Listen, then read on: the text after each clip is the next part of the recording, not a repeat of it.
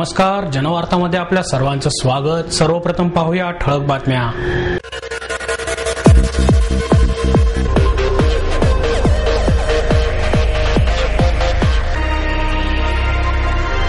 तुकाराम दैठणकर यांच्या सनई वादनाने 59व्या सवाई गंधर्व भीमसेन महोत्सवाचा प्रारंभ। जनलोकपाल हे भ्रष्टाचार संपवण्याचे साधन असून जनलोकपालमुळे भ्रष्टाचार संपणार नाही, केंद्र शासनाच्या राष्ट्रीय सल्लागार समितीच्या सदस्या अरुणा रॉय यांचं मत। आणि दगडातील देव शोधण्यापेक्षा माणसांची सेवा करण्यासाठी काम करा आणि कामातच ईश्वर शोधा, कैलासवासी शंकरराव भोई प्रतिष्ठानचे अध्यक्ष मिलिंद भोई यांचं आवाहन।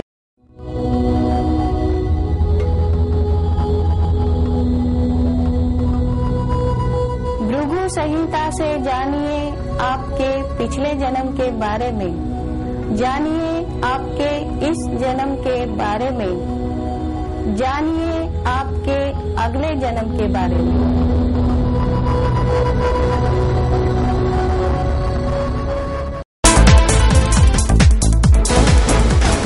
तुकाराम दैठणकर यांच्या सनई वादनाने 59व्या सवाई गंधर्व भीमसेन महोत्सवाचा प्रारंभ झाला।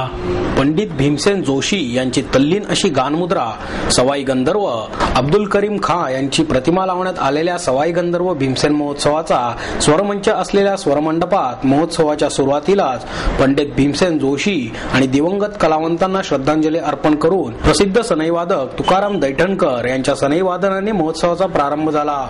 मधुवंती राग व जाऊ कोणाला शरण हे नाट्यगीत सनईच्या मधुर सुरातून अवतरले आणि रसिकांनी टाळ्यांचा कडकडाट केला।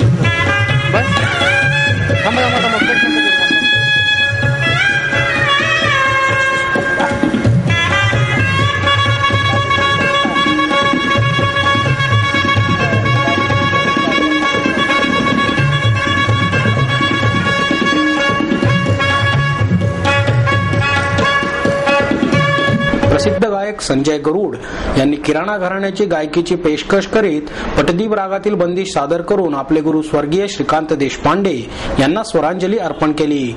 जयपूर अत्रोली घराण्याच्या प्रसिद्ध गायिका अश्विनी भिडे देशपांडे यांच्या स्वर मैफिलीने रसिकांना मंत्रमुग्ध केले।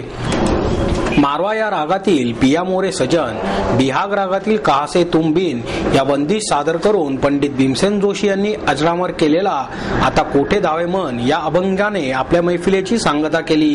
प्रसिद्ध संतूरवादक सतीश व्यास यांच्या संतूर वादनाने रसिकांना मंत्रमुग्ध केले आणि किराणा घराण्याचे ज्येष्ठ गायक पंडित अजय पोहनकर यांच्या स्वर मैफिलीने सवाई संगीत महोत्सवाच्या पहिल्या सत्राची सांगता झाली। महोत्सवामध्ये प्रसिद्ध अर्कचित्रकार प्रभाकर वायकर यांनी चितारलेल्या अर्कचित्रांचे प्रदर्शन मांडण्यात आले आहे. पंडित गुलाम अली खान, अल्लादिया खान, अंजली मालपेकर, पंडित ओमकारनाथ ठाकूर, केसरबाई केरकर, पंडित भीमसेन जोशी अशा दिग्गजांच्या अर्कचित्रांचा यात समावेश आहे. सुरेश गरसोळे आणि मुक्ता गरसोळे यांनी संपादित केलेले भारतरत्न भीमसेन आणि छायाचित्रकार सतीश पाकणीकर यांच्या स्वराधिराज भीमसेन या पुस्तकाचे प्रकाशन श्रीनिवास जोशी यांच्या हस्ते झाले. आनंद देशमुख यांनी सूत्रसंचालन केले.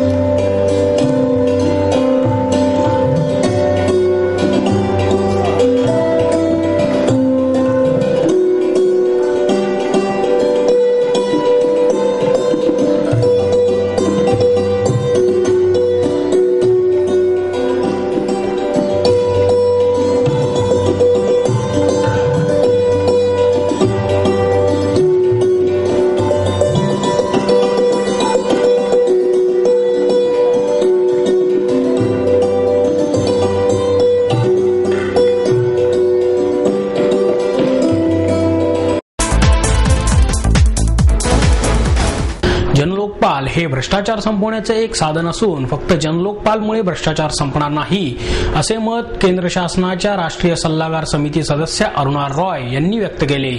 राष्ट्रीय एकात्मता समिती आणि अखिल भारतीय माहिती अधिकार चळवळ यांच्या संयुक्त विद्यमाने SM जोशी सभागृहात आयोजित प्रचलित आंदोलने आणि पुढील दिशा या विषयावर रॉय यांनी व्याख्यान दिले. अध्यक्षस्थानी ज्येष्ठ कामगार नेते डॉक्टर बाबा आढाव होते. मजदूर किसान शक्ती संघटनेचे नेते शंकर सिंग, निखिल डे, अखिल भारतीय माहिती अधिकार चळवळीचे शिवाजी राऊत, नितीन पवार आदी मान्यवर यावेळी उपस्थित होते. कोणाच्या एका विचाराने देश चालत नाही. देश चालवताना सर्वांना विश्वासात घेण्याची गरज आहे. माहितीचा अधिकार हा कायदा सर्वात प्रथम राजस्थानमध्ये लागू झाला. त्यानंतर तो इतर राज्यात देशात लागू झाला. माहिती अधिकार कायदा आणण्यासाठी समूहाने पुढाकार घेतला असे रॉय यांनी यावेळी सांगितले. 24 घंटे भी नहीं, मतलब 12 घंटा भी नहीं, उसमें इतने सारे दुनिया के समझदार चीजों के ऊपर बातचीत के बीच बीच में RTI के साथियों से भी मिली हूँ और RTI की बातों के ऊपर भी बातचीतें हुई हैं.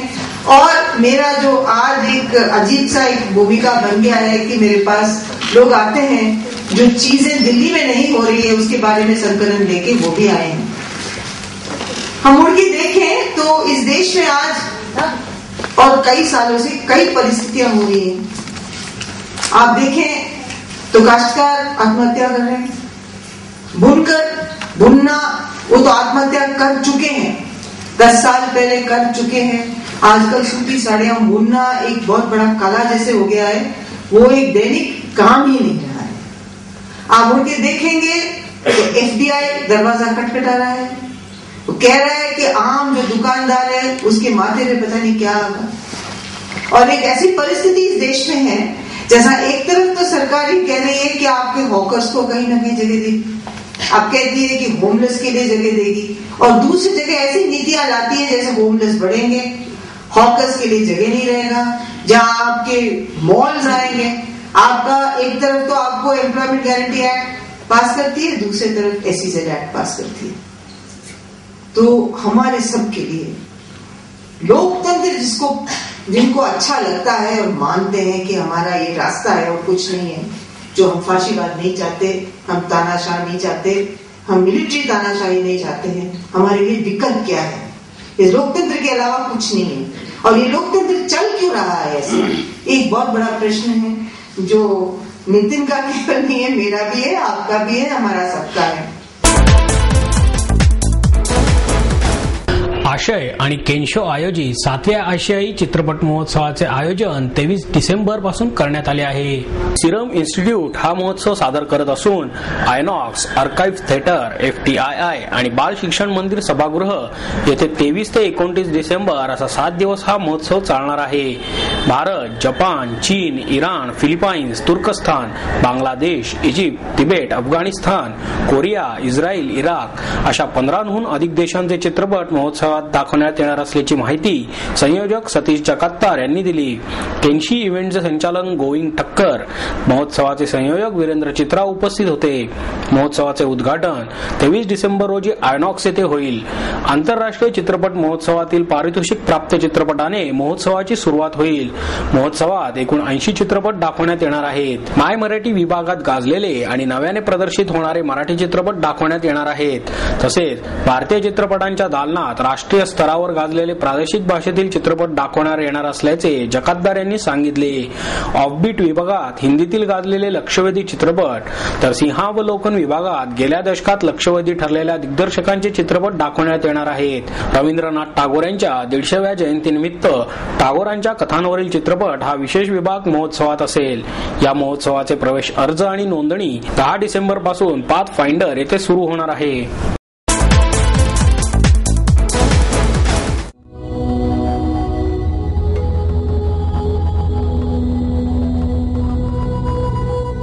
संहिता से जानिए आपके पिछले जन्म के बारे में, जानिए आपके इस जन्म के बारे में, जानिए आपके अगले जन्म के बारे में।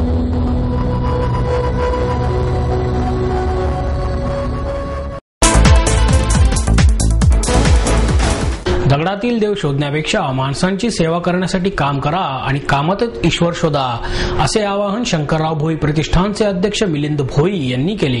कैलासवासी लक्ष्मीबाई दगडूशेठ हलवाई दत्त मंदिर ट्रस्टच्या वतीने सामाजिक आणि सांस्कृतिक क्षेत्रातील योगदानाबद्दल डॉक्टर मिलिंद भोई यांना शंकराचार्य विज्ञानसिंह सरस्वती यांच्या हस्ते गुरु महात्म्य पुरस्कार प्रदान करण्यात आला। महापौर मोहसिंग राजपाल, ट्रस्टचे विश्वस्त ॲडव्होकेट प्रताप परदेशी, श्रीमंत दगडूशेठ हलवाई गणपती मंडळाचे अध्यक्ष अशोकराव गोडसे, विभागीय माहिती आयुक्त विजय कुगळेकर, राजकुमार अगरवाल यावेळी उपस्थित होते। डॉक्टर मिलिंद भोई म्हणाले, बदलत्या सामाजिक परिस्थितीमुळे समस्या वाढत आहेत आणि लोकांची मने संकुचित होत आहेत। अशा वेळी इतरांसाठी वेळ देऊन त्यांचे दुःख दूर करण्यासाठी प्रत्येकाने प्रयत्न केला तर संतुलित समाज निर्माण होऊ शकतो।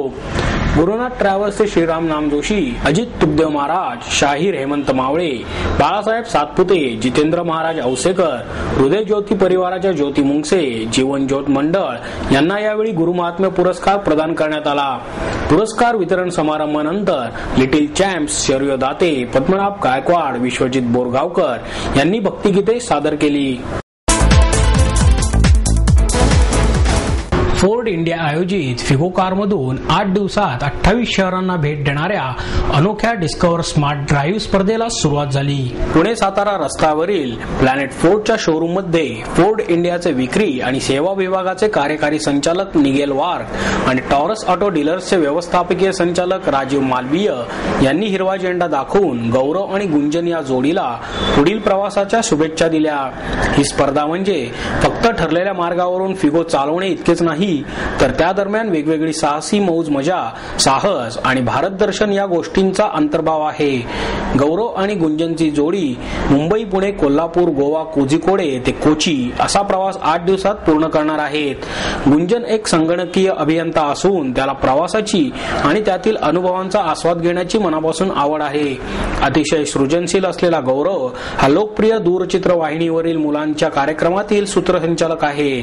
त्याचप्रमाणे उत्तर पश्चिम पश्चिम भागात जम्मू, अमृतसर, चंदीगड, नवी दिल्ली, जयपूर, जोधपूर ते पोखरण मार्गावर बनी पुनिया आणि बॉबी रॉय प्रवास करतील.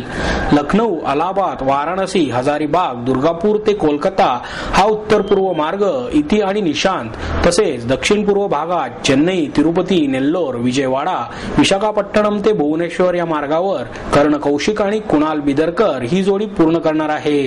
फेसबुकच्या माध्यमातून या स्पर्धकांची निवड करण्यात आली. स्पर्धेची सांगता नेपाळमध्ये होणार आहे. या स्पर्धेतील विजेत्याला नेपाळमध्येही फिगो चालवण्याची संधी मिळणार आहे. तसेच हिमालयाच्या पर्वतरांगांवरून हेलिकॉप्टरने एक चक्कर देखील मारायला मिळणार आहे, अशी माहिती निगेल वार्क यांनी दिली. जकात विरोधात लढा हा व्यापाऱ्यांसाठी नाही तर ग्राहकांसाठी आहे, असे मत व्यापाऱ्यांनी पुणे नागरिक संघटनेच्या वतीने आयोजित चर्चासत्रात मांडले. पुणे नागरिक संघटनेच्या वतीने या चर्चासत्राचे आयोजन करण्यात आले. यावेळी मराठा चेंबर ऑफ कॉमर्सचे अनंतराव देशमुख, सराफ असोसिएशनचे अध्यक्ष फत्तेचंद रांका, ग्राहक पेठचे सूर्यकांत पाठक, पुणा मर्चंट चेंबरचे अध्यक्ष अजित सेठिया, रिटेल फेडरेशनचे अध्यक्ष पोपट ओस्तवाल, राज्यस्तरीय कर समितीचे अध्यक्ष गोविंद पटवर्धन आणि पुणे नागरिक संघटनेचे विवेक वेलणकर आदी चर्चासत्रास उपस्थित होते. अजित सेठे यांनी कुठल्याही पर्यायाशिवाय जकात रद्द व्हावी असे सांगत जर आम्ही व्यापारी असलो तरी ग्राहकही आहोत असे सांगितले.